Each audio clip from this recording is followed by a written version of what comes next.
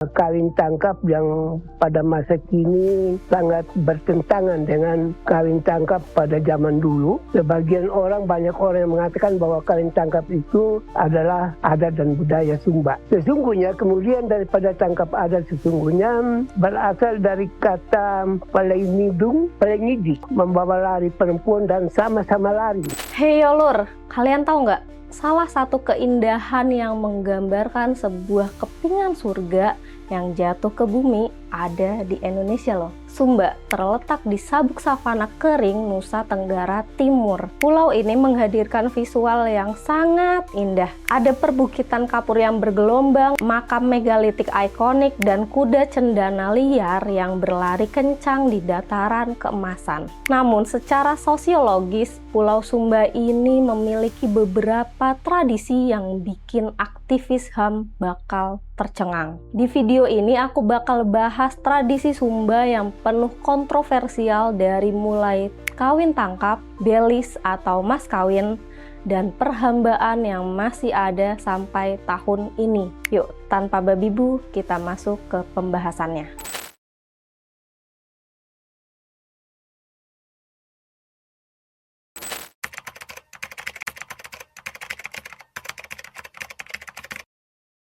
Secara umum, pernikahan adat Sumba khususnya Sumba Timur dan juga Sumba Barat bukan sekedar penyatuan dua hati, tapi perjanjian persekutuan besar antara dua klan yang disebut Kabihu. Jadi gini lur urutannya. Tahap awal adalah ketuk pintu.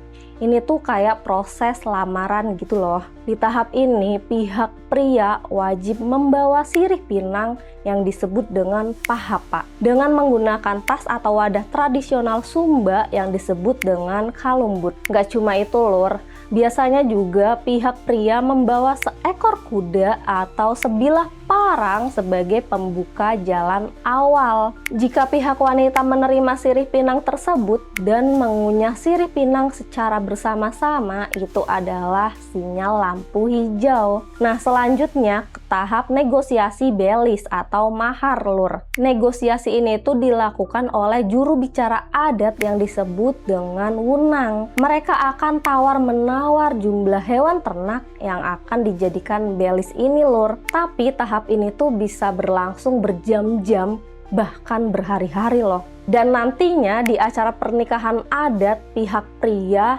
harus membawa hewan ternak berupa kerbau, terutama kerbau jantan tanduk panjang, dan juga kuda sandalwood atau kuda cendana sesuai yang diminta pihak wanita. Jumlahnya sih bervariasi ya, tergantung status sosial dari sang wanita ini. Bisa sekitar 5-50 ekor. Ya semakin tinggi status sosial sang wanita, hewan ternak yang diminta ya pastinya semakin banyak. Misal nih, satu ekor kerbau yang standar aja harganya sekitar 15-25 juta. Itu masih yang biasa aja ya, belum yang tanduk panjang. Belum lagi satu ekor kuda cendana harganya sekitar 10-35 juta. Itu pun masih satu ekor aja. Gak cuma hewan ternak lor yang wajib dibawa, pihak pria juga harus membawa mamuli emas, yaitu anting besar khas Sumba, kalung rantai dari emas atau perak yang disebut dengan lulu amahu, dan juga parang khas Sumba dengan gagang gading atau tanduk yang disebut dengan katopo. Dan ketika pihak wanita menyetujui jumlah belis yang akan dibawa, mereka tidak hanya diam aja menerima lur. Dalam hukum adat Sumba, mereka wajib memberikan barang balasan berupa 2 jenis babi, satu babi yang disembelih untuk dimakan bersama-sama saat acara pernikahan, dan 1 ekor babi yang masih hidup untuk dibawa pulang ke keluarga pria. Biasanya yang masih hidup ini tuh babi induk, serta kain tenun untuk pria berupa sarung dan selendang yang disebut dengan hinggi, dan kain tenun untuk wanita seperti sarung dada yang disebut dengan lau. Dan jika seorang wanita ingin bercerai, keluarganya ini tuh harus mengembalikan belis melalui proses adat juga lur. Penyelesaiannya juga bisa berupa pengembalian penuh Belis, pengembalian sebagian atau penyesuaian lain yang disepakati dengan musyawarah kekeluargaan besar serta keputusan para tetua adat, ya tentunya dengan pertimbangan alasan perceraiannya tuh kenapa. Hukum adat tuh aturan. Barang siapa yang bersalah, kalau perempuan yang salah, hewannya dikembalikan, tapi babinya dengan kain sarung tidak dikembalikan. Kalau laki-laki yang salah, hewan tidak dikembalikan, babinya, kain sarungnya dikembalikan. Ini hukum adat. Para pria yang nggak sanggup bayar belis yang diminta oleh pihak wanita, tapi dia tetap pingin nikahin sang pujaan hati ini, ya langsung aja nih, dia tuh langsung cari jalan pintas berupa kawin tangkap.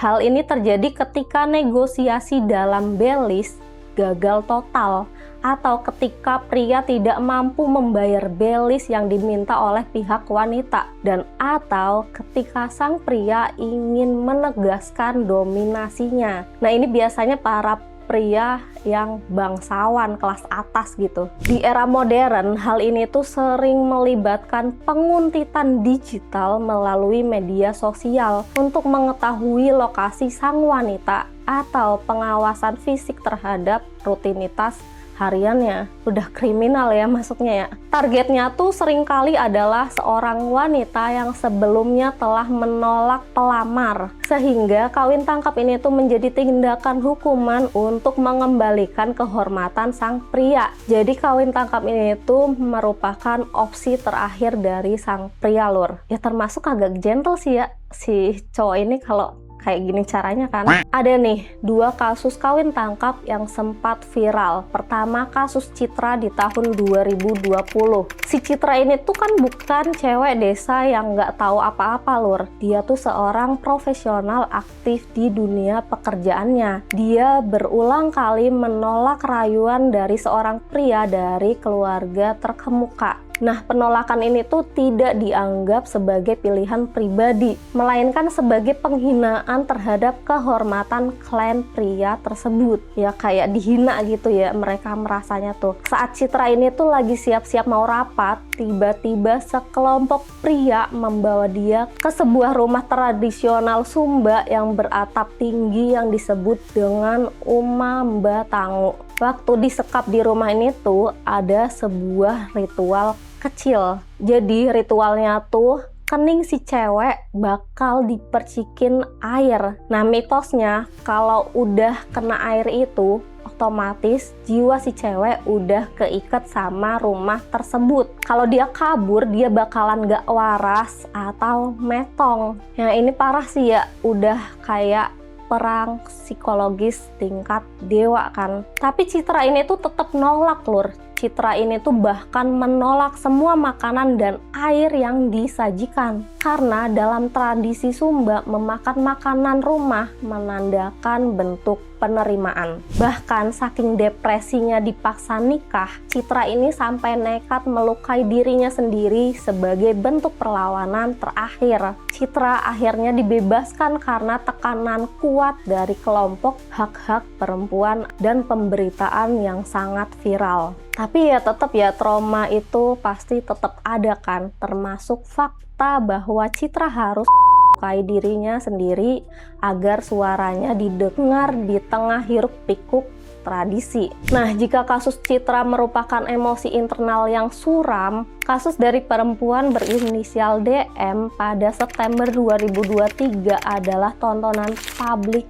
yang mengungkapkan praktik kawin tangkap ini kepada dunia lur. Saat itu DM berdiri di pinggir jalan di Waimangura, tepatnya di Sumba Barat Daya. Saat itu tuh tengah hari lur, dia sedang menunggu pamannya membeli rokok. Dan dalam sebuah rekaman CCTV dan juga video ada sebuah mobil pick up yang mundur secara agresif. Dan tiba-tiba sekelompok pria lalu melompat keluar dan langsung membawa DM. Karena kasus ini tuh viral, langsung dong ya polisi menangkap para pelaku yang berjumlah 4 orang. Termasuk si pria yang ingin menikahi DM. Pembelaan mereka tuh sangat sederhana dan juga cukup mengerikan lur. Mereka bilang, ini adalah tradisi kami. Waduh, mindsetnya udah error ya. Padahal ini kan termasuk mencabut hak asasi manusia dan juga termasuk kekerasan pada perempuan kan. Dan ternyata lur, ketika seorang pria bangsawan yang memutuskan untuk kawin tangkap, dia tidak akan mengotori tangannya sendiri. Dia akan memerintahkan kerabat dari klannya atau juga hambanya yang disebut dengan Ata.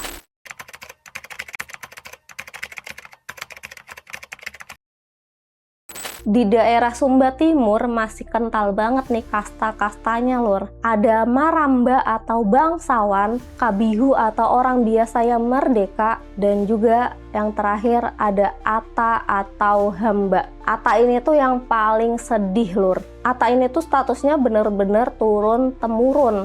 Misal kalau bapakmu seorang Ata, pas kamu lahir, kamu tuh otomatis jadi Ata juga. Ya otomatis kamu harus melayani majikan bapak kamu dan juga generasinya. Ada juga nih tradisi namanya Ata Ngandi. Jadi kalau seorang putri dari keluarga maramba atau bangsawan yang menikah, dia harus membawa harta ke rumah suaminya. Hartanya apa? Kain tenun, emas, dan juga Ata, yaitu hamba perempuan yang dihadiahkan buat ngelayanin si putri ini seumur hidup. Bayangin seumur hidup, udah kayak dinasti kerajaan kan.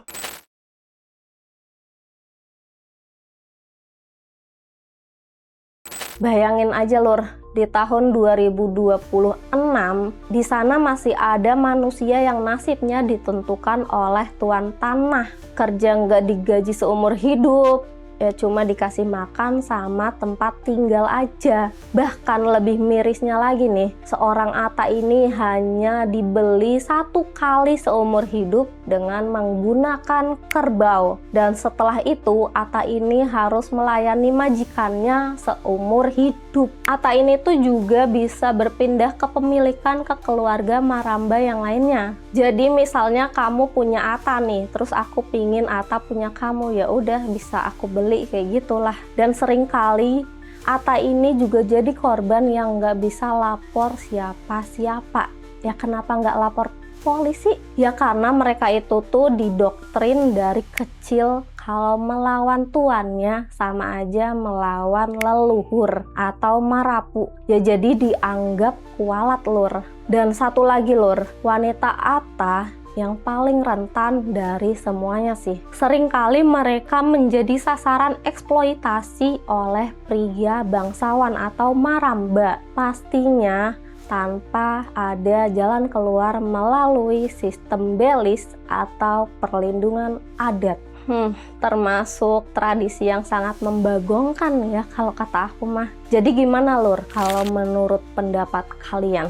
Di 2026 yang udah modern kayak gini masih ada tradisi yang sangat jahiliyah ya termasuknya. Sumba itu kan memang surga dunia karena keindahan alamnya kan, tapi buat sebagian besarnya itu tuh penjara tanpa jeruji besi. Untungnya negara sudah mulai menggunakan UU tindakan kekerasan seksual. Ya kayak pelaku kasusnya DM ya, kemarin kan udah sempet kecidukan, tapi PR-nya ya masih panjang banget sih lur buat ngehapus mentalitas abadi ini. Ya karena mereka kan menganggap kalau melawan adat ya melawan leluhur mereka kan.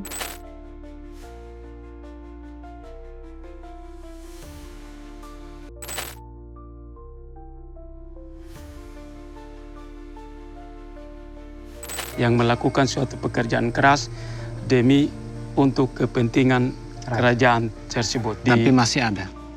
Masih ada. Intinya lur, hati-hati kalau main ke tempat yang baru.